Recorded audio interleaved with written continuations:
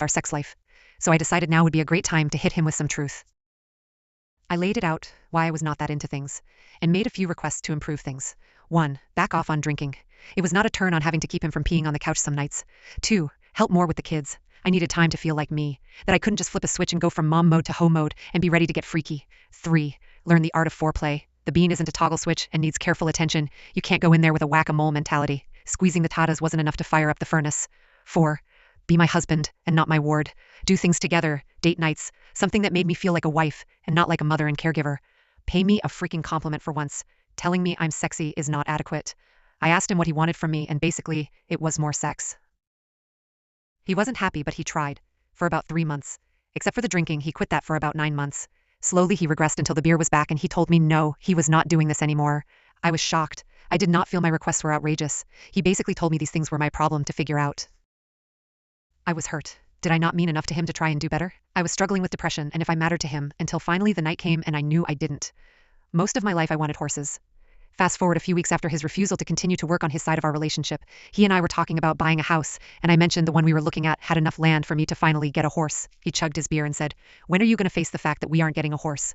Horses are stupid and a waste of money. We will build my shop on that land."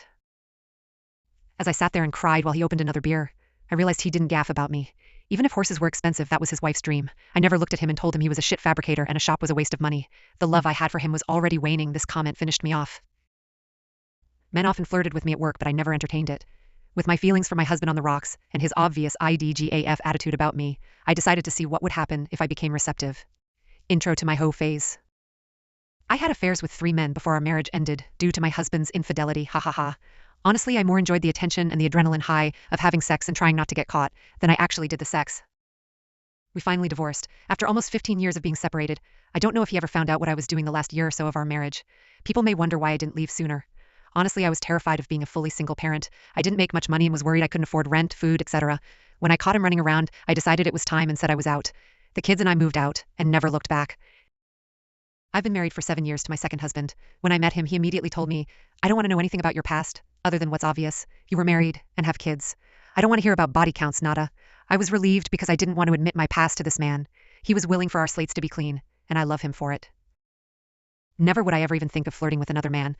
I have no desire. My husband satisfies me mentally and physically. He's attentive, sweet, and doesn't tell me my dreams are stupid. He's an amazing dad and strong partner.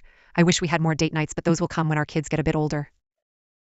So when you throw out that once a cheater, always a cheater, remember sometimes circumstances lead you down a path that is really only a short